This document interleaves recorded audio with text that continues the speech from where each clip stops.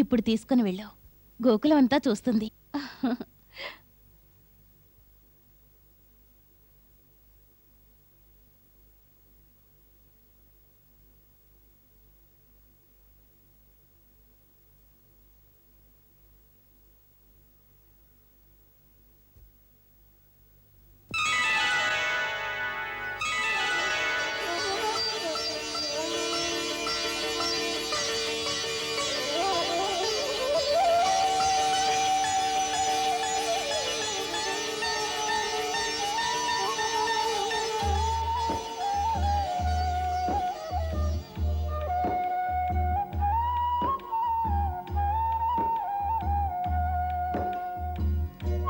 రా, మా గోకులం చూద్దు గాని.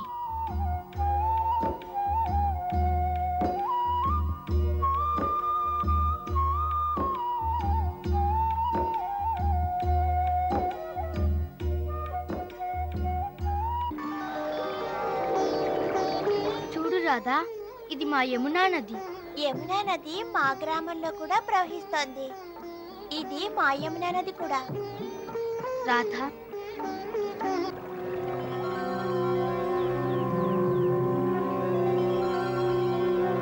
నీవు అకస్మాత్తుగా వచ్చి మాకు ఆశ్చర్యాన్ని కలిగించావు. ఇప్పుడు భూతలం పైన మనం కలిసే అవకాశం లేదు రాధా.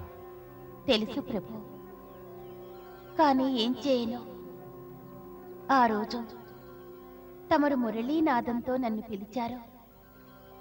ఆ తరువాత వర్సానా గ్రామంలో ఉండలేకపోయాను.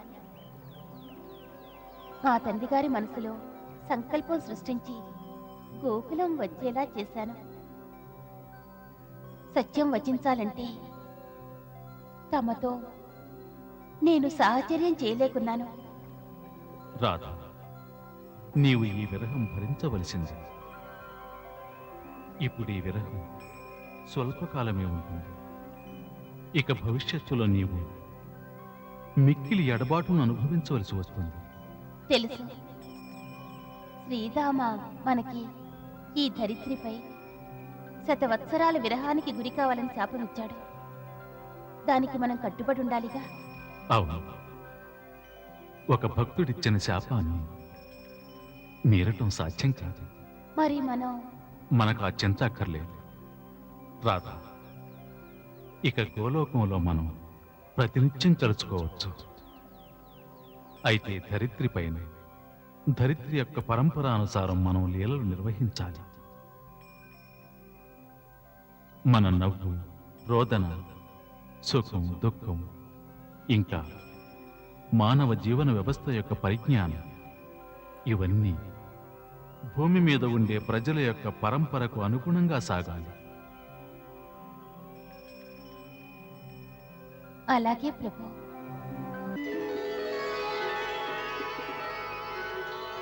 చూడు, భక్తరాజు నారదులు నీ బాలరూప దర్శనానికి ఏతించారు.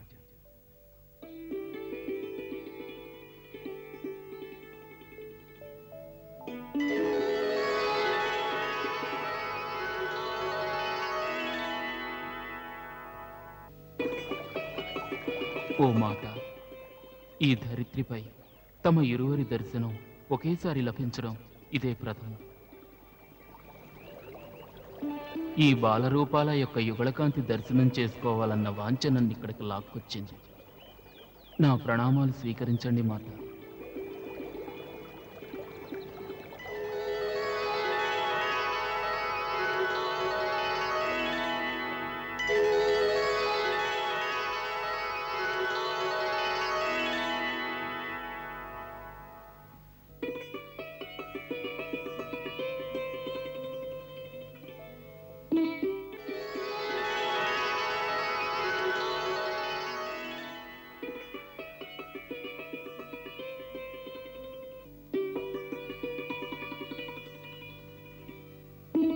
హే మాత, దేవరాజేంద్రుడు ఇంద్రునితో సహా స్వర్గంలో ఉన్న దేవతలు, గంధర్వులు, కిన్నెరలంతా తమ దర్శనం కోసం వచ్చారు. అంతేకాక అక్కడ కైలాసంలో పరమేశ్వరులు కూడా తమ తేజస్సును చూసి ఆనందిస్తున్నారు.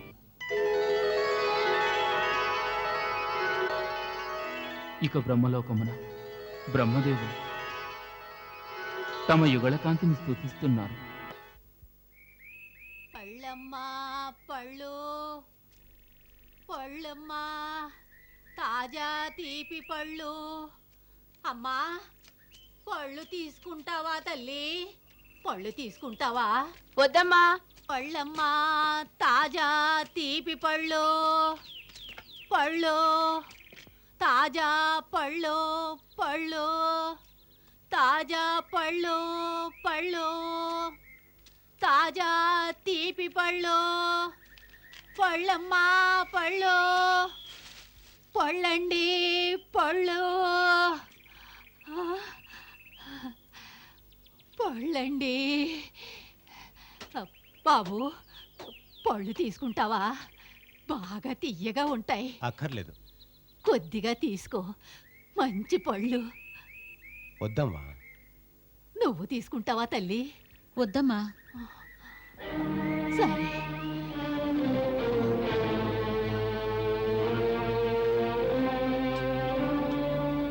పళ్ళండి పళ్ళు. పిల్లలు పళ్ళు తీసుకుంటారా? వద్దమ్మా. చాలా తీయగా ఉంటాయి. వద్దని చెప్పాను కదా, వెళ్ళు. తక్కువ వెలకిస్తాను బాబు. ఒకసారి చెప్తే అర్థం చేసుకో. నువ్వు వెళ్ళు, మమ్మల్ని ఆడుకోనివ్వు. అడ్డులే. ఏయ్, రా.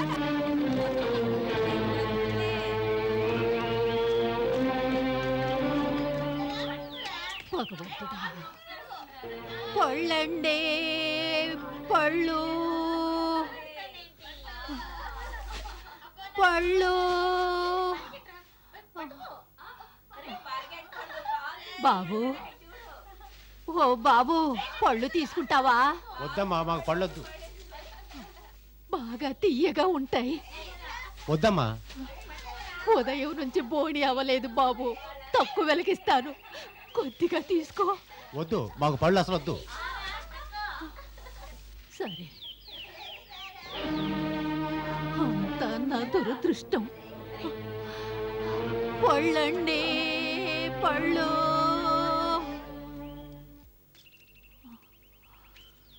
పళ్ళండి పళ్ళు, తాజా తీపి పళ్ళు. పళ్ళమ్మా పళ్ళు, పళ్ళండి పళ్ళు, పళ్ళు.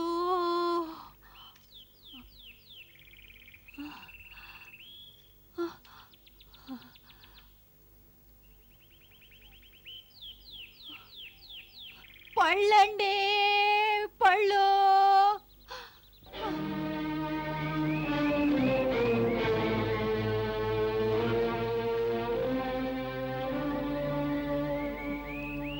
ఎవరూ లేరనుకుంటా.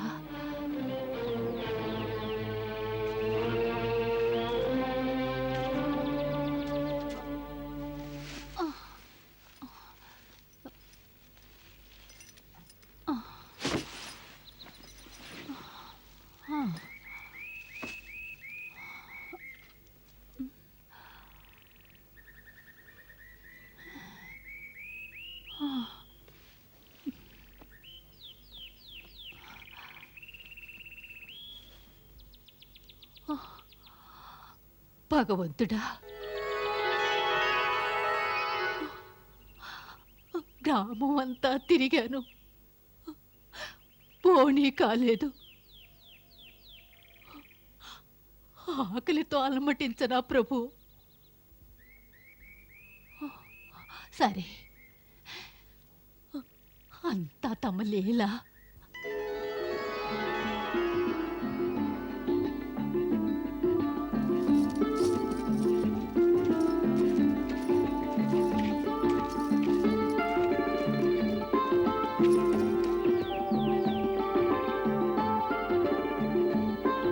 ఈ పళ్ళు తీయగా ఉంటాయా? ఆ, బాగా తీయగా ఉంటాయి. తీసుకుంటావా? ఆ, ఎన్ని నువ్వు ఎన్ని ఇవ్వగలవు? ఎన్ని పళ్ళకు వెలించి కొనుక్కుంటావో అన్ని ఇస్తాను. వెల? వెలంటే ఏమిటి? వెలంటే అర్థం అవ్వలేదా? లేదు. ఎంత అమాయకుడివి నాయనా. ఎవరి దగ్గరైనా ఏదైనా తీసుకుంటే దాని విలువకి మరొకటి ఇవ్వాల్సి ఉంటుంది.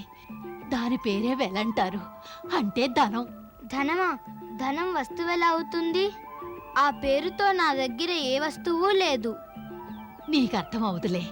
వెళ్ళు, మీ అమ్మని తీసుకురా. అమ్మ యమునా నదికి స్నానానికి వెళ్ళారు. ఇంట్లో ధాన్యం ఉన్నదా? చాలా ఉంది. అయితే వెళ్ళు, కొంత ధాన్యం తీసుకురా. అదే వెలవుతుంది. పల్లవ్వ, ఇదేమిటి? మా అమ్మ నాకెన్నో వస్తువులు ఇస్తూ ఉంటుంది, ఎప్పుడూ వెలాడగలేదు. గోకులంలో ఇంత వెన్నిస్తారు, ఎవరూ వెల తీసుకోలేదు. వాళ్ళేమంటారు తెలుసా? మా ఒళ్ళో కూర్చోమంటారు, మమ్మల్ని అమ్మ అనమంటారు. ఇప్పుడు నీ ఒళ్ళో కూర్చొని అమ్మ అని పిలుస్తాను, పల్లిస్తావా?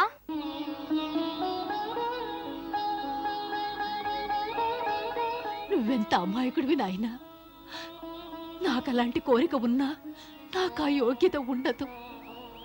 నీ వంటి దివ్య బాలుడు నా ఒళ్ళో కూర్చునే అవకాశం ఉండదు. ఎందుకు? ఎందుకంటే నేను అంటరాని దాన్ని, నేను చండాలిని. అటువంటప్పుడు నీ వంటి రాజకుమారుడు నా ఒళ్ళో ఎలా కూర్చుంటాడు? ఇలా. అయ్యో అయ్యో, ఇదేమిటి నాయనా? ఎవరైనా చూస్తే ఏమనుకుంటారు? ఏమనుకుంటారు? చండాలురు మనుష్యులు కారేమిటి? పెద్ద జాతి చిన్న జాతి అనే భేదాలు నాకేమాత్రం లేవు. నన్ను నా స్నేహితులందరూ ముట్టుకుంటారు. నువ్వు మా అమ్మలాగే ఉన్నావు.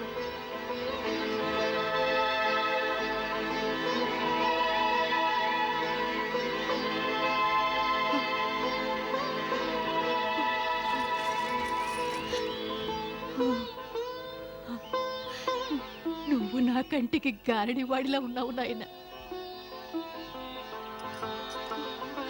నీ ఆలింగనం వల్ల నా హృదయంలో శతకోటి సూర్యుల కాంతి ప్రవేశించినట్టుగా ఉంది.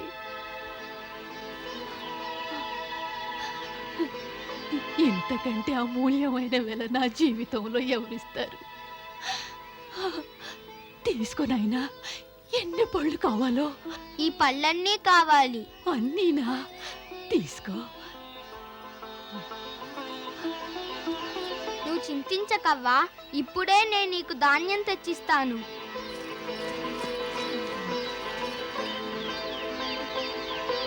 ధాన్యం ఆవశ్యకత లేదు నాయన. అనుకున్న దానికంటే ఎక్కువే ఇచ్చావు, ఎక్కువే ఇచ్చావు.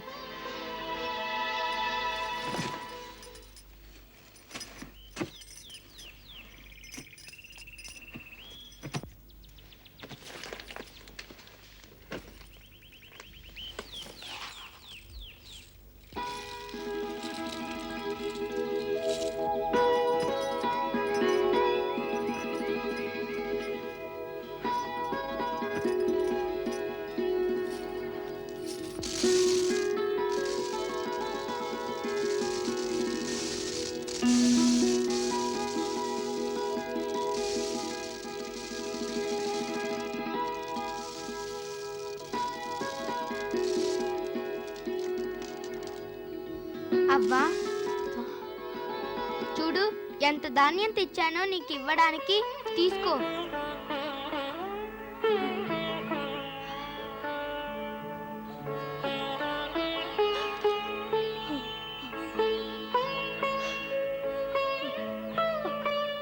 ఆహా! ఎంత ధాన్యం తీసుకొచ్చావయ్యా. బోల్డన్ని తెచ్చానవ్వా, దారి పొడుగునా ఒలికాయి. ఇవే ఇక మిగిలాయి. నాకు ఇదే చాలా ఎక్కువ. అనుకున్న దానికంటే ఎక్కువే దొరికింది. ఇవ్వు.